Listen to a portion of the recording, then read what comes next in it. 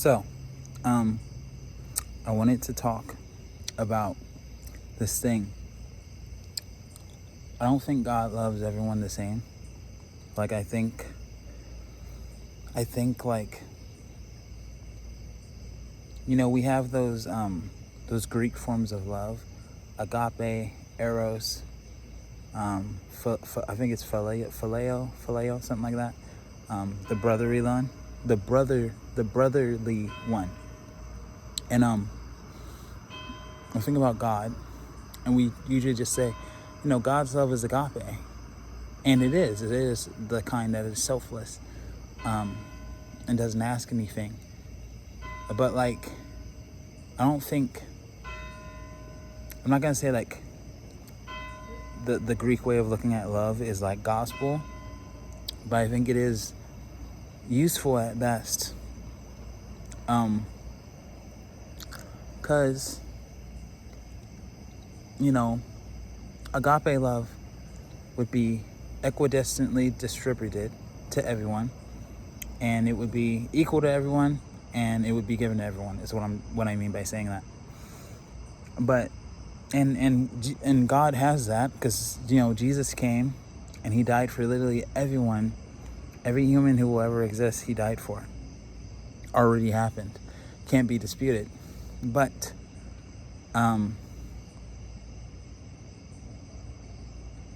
for example, God calls Abraham his friend. He doesn't call everyone his friend. So that would seem to imply that like he considers some people friends and some people not. And I guess friend would fall into, if we're going with the Greek thing, it would fall into phileo love, like brotherly love maybe. And if he calls Abraham his friend, he doesn't call everyone his friend, so the friendship is not equidistantly distributed. Jesus called his disciples friends. That relationship is not equidistantly distributed. First of all, not everyone is even a child of God. Is it John 3? And actually it's John 1 that says, to as many as who believe, to them he gave power to become the sons of God. It's like a misconception to say that like we're all God's children. We're not, until we believe and convert. So, friendship with God is not universal. It only comes through relationship. And that's a different type of love than agape love, because agape love is given irrespective of anything, and it's given freely. Just like the cross was given to every human for all history freely, None of us will have done anything to have made the cross happen, yet the cross happened. So I'm like, okay, so God can have this friendship love that is not equidistantly distributed.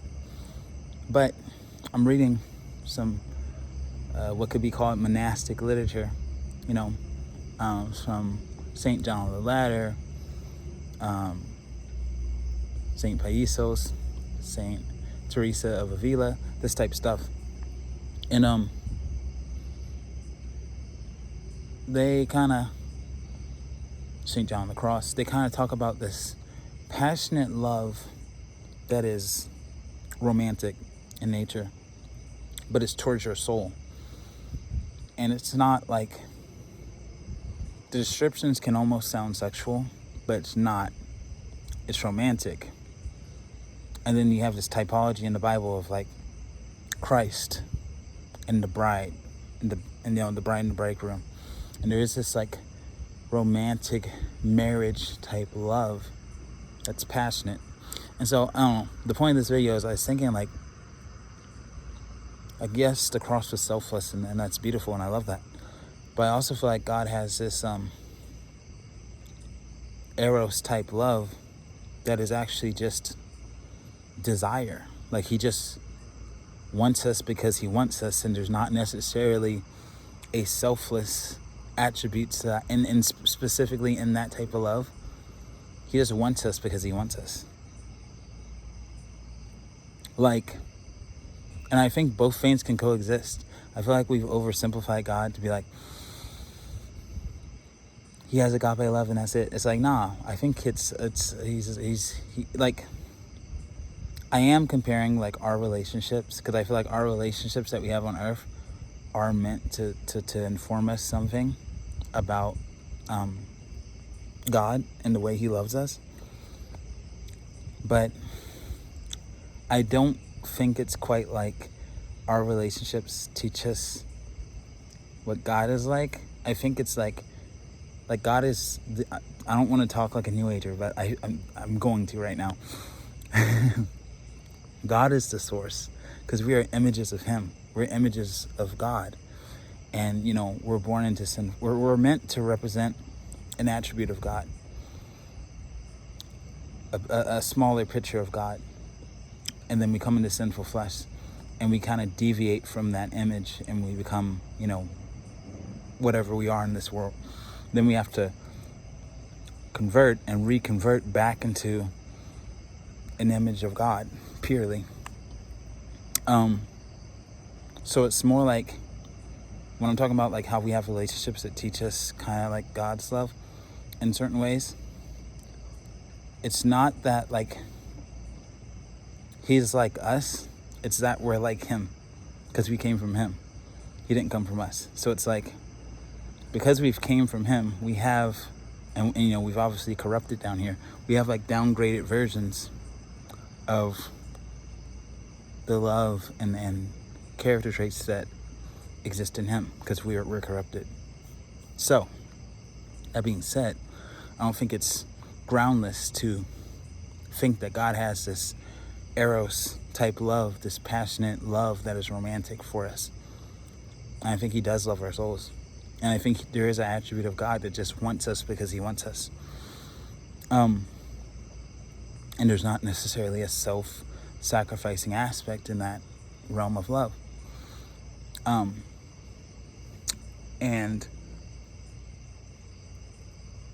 I think it's beautiful that he does just desire us. And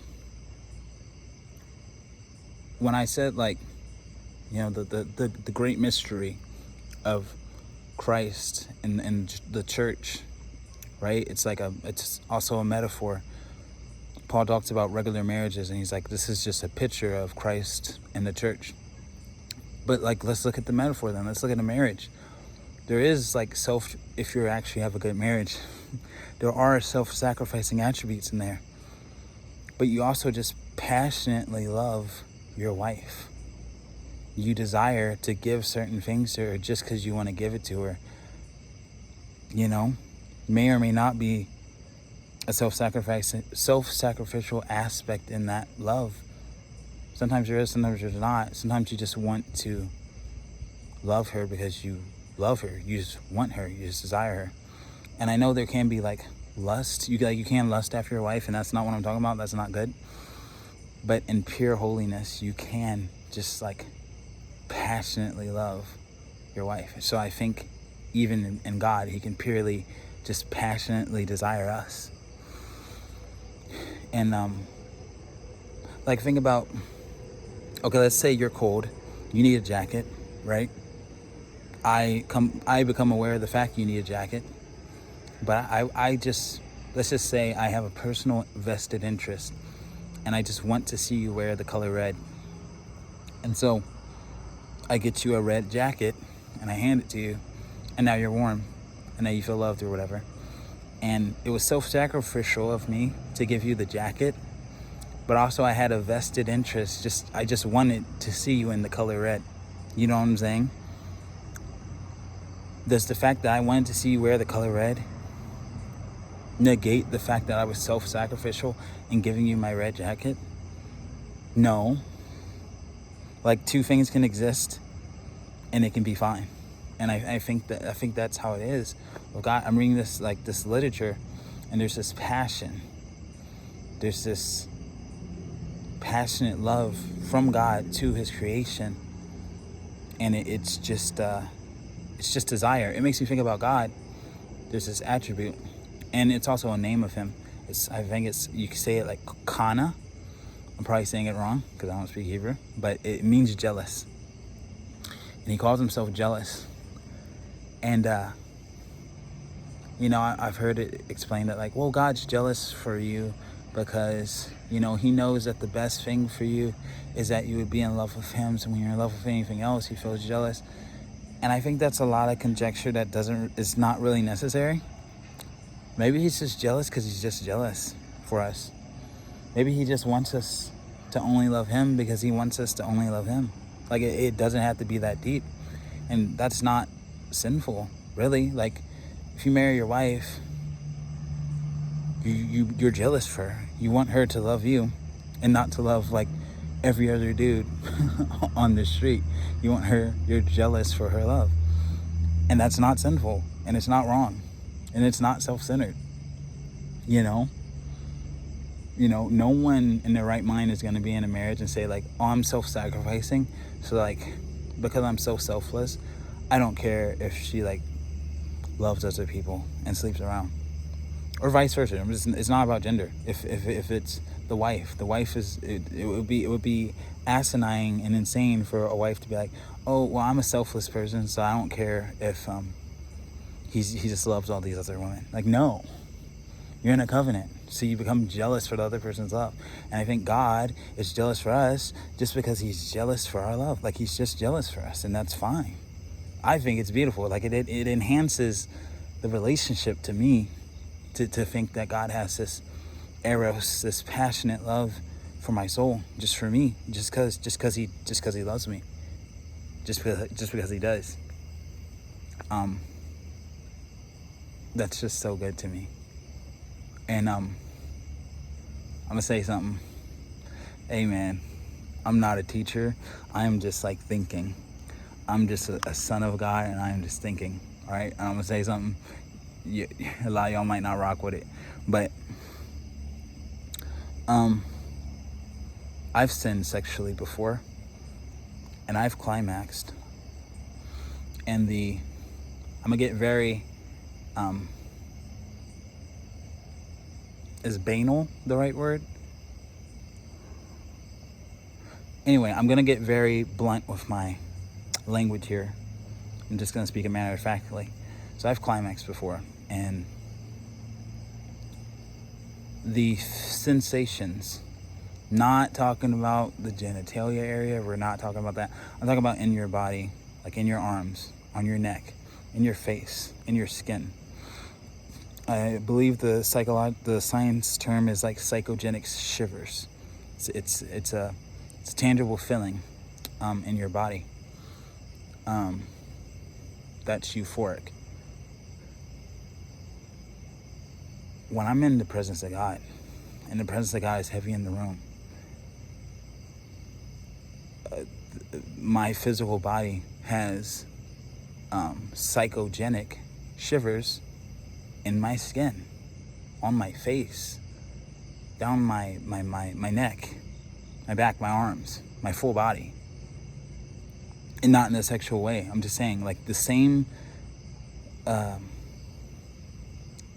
like, okay, let me say it like this. Like, I don't think all the things that happen with God are, like, compartmentalized to, like, mystical and miraculous and then natural and physical.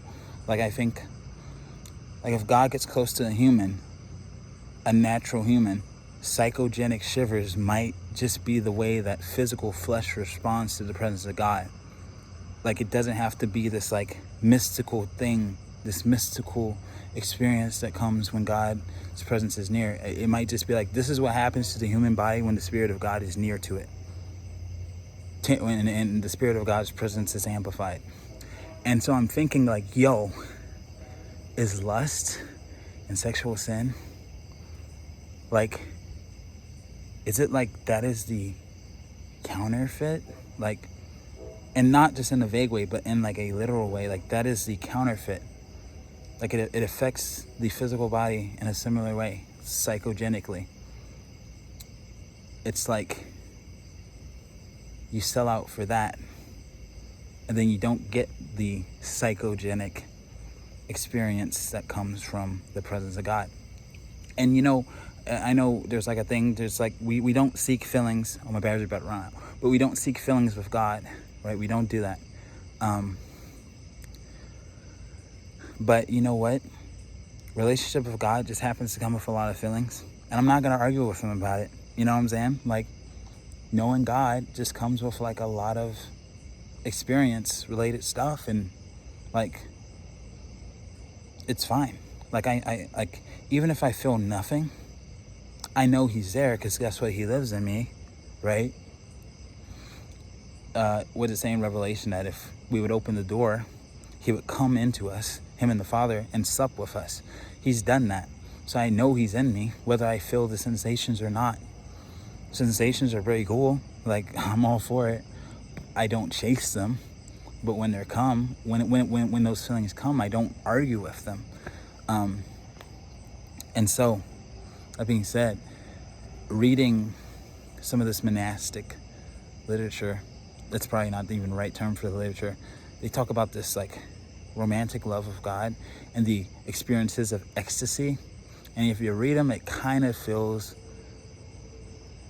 like passionate, almost erotic, but that sounds crazy for me to say, and it's not really what I mean. But it's just like it's very intimate to the point of making you think of something like marriage.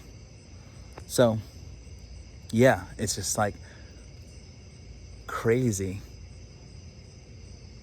I think he does have this eros love where he just wants us, and it's not sexual, because that would be perverse, but like the human reflection of this passionate eros love that God has for us is what we do with our, marital, with our spouse. That's the word. It's like, that's the human base reflection of the mystical, because Paul called it a mystery, of the mystical passionate love that God has for us. Our reflection of that is like what we have in a marriage, but like not just in a metaphorical way, but in like a literal comparison way, in more ways than one. Like, I think even like our physical bodies like respond in similar fashion, obviously much more and much to a greater degree when it's this love and not this human thing. But it's the same mechanism, like the same physical mechanism gets fired in your body when you're climaxing as to when the presence of God is thick. That's going to sound crazy to some people, and that's okay, but I think it's true, and I think it's crazy. Now, I am just yapping, so like, don't make this a doctrine, don't get a tattoo of it, and don't go crazy. But I'm just like, yo, this might be crazy. And then to think about like the craziness that is happening in the world with like I'm pretty sure YouTube doesn't let you say these words, but oh, and then the F word, that type of stuff, and then the hub, those type things that are like massively exploding. It's like people are settling for like the counterfeit version of this mystical, passionate love that God has for us, which kind of makes it seem like so much more insane of a sin and a failing to like relinquish this passionate love and ignore it, to settle. And knowing God is jealous for you and jealous for that love, and you give it to something else, crazy. But yeah, I don't know. It could be heresy. Put that into your religious pipe and smoke it.